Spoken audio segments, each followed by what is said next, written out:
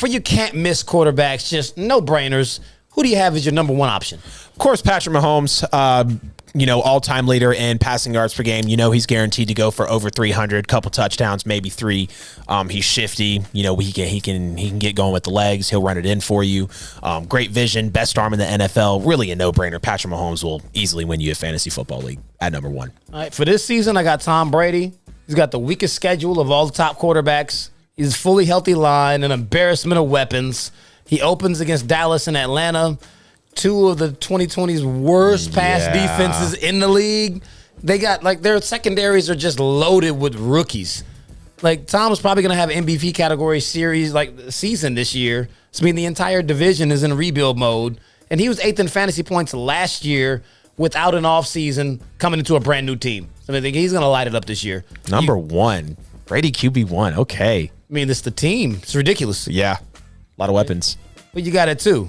Number 2 is going to be Josh Allen. And Stephon Diggs, of course, is going to play a major factor into this. Led the league in targets, catches, and yards last year. Turned Josh Allen really into a quarterback that we know can now compete for a Super Bowl. And Josh Allen, since being drafted, leads the NFL in rushing touchdowns by a quarterback. Huge arm, and he knows that he can play off script. Being as big as he is, I think he's really...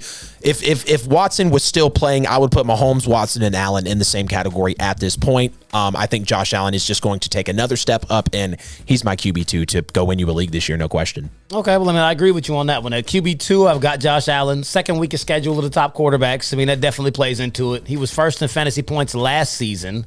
They've added weapons. So you picked up Emmanuel Sanders. Yep. They also got a home run hitter in Brady.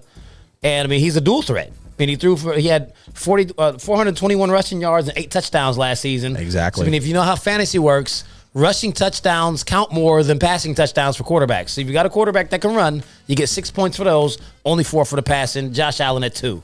You got a 3. Number 3, Kyler Murray, my favorite player in the NFL right now. I would put him at number 2, but he doesn't have the arm like Josh Allen does. I don't think he has the passing ability, the vision, the big play threat. Now, he can throw a nice football, and we know that Kyler Murray is already a quarterback that is going to establish himself in the league, run for awards, and he's going to be able to help you out in fantasy as well. And you know that he is the second best rushing quarterback in the NFL behind Lamar Jackson, so he's easily able to go for 150 to 250, but he's also very liable to go for 80 to 100 yards and maybe a touchdown or 2 with his legs. So Kyler Murray will be able to steal a lot of games for you late in the season, and Kyler's just an emerging star that I definitely would put faith in for my fantasy team. And I think that's crazy high for Kyler Murray. I got Pat Mahomes at 3. We should have put him at 1. He was 4th in fantasy points last season, 4,700 passing yards, 38 touchdowns, another 308 yards rushing with 2 more touchdowns. He's got a twinge, a dual threat to him. Right. They rebuilt the offensive line, and they have a suspect defense, which could serve to actually have him throwing more than what he actually should be. So I think Pat Mahomes will definitely be a fantasy stat stuffer for this season.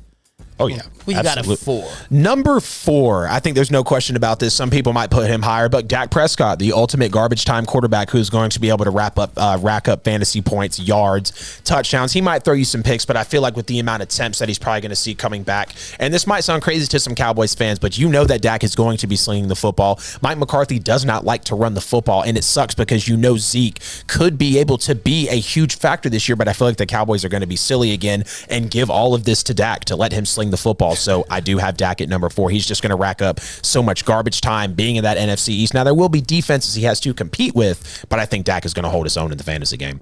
I'm giving Russell Wilson my 4th spot. He was 6th in fantasy last year. Yep. 4,200 yards, 40 touchdowns, another 500 yards rushing and 2 more touchdowns. So, he's like the ultimate dual threat. Yep. Because he is the one guy who can lead the league in passing, but also have a substantial amount of rushing yards, and we know how that counts. And even though that they have the 11th toughest strength of schedule this season, it doesn't matter because Russ is really that good. He's going to get his regardless, so you can always count on Russ. There is no Kyler Murray without Russell Wilson.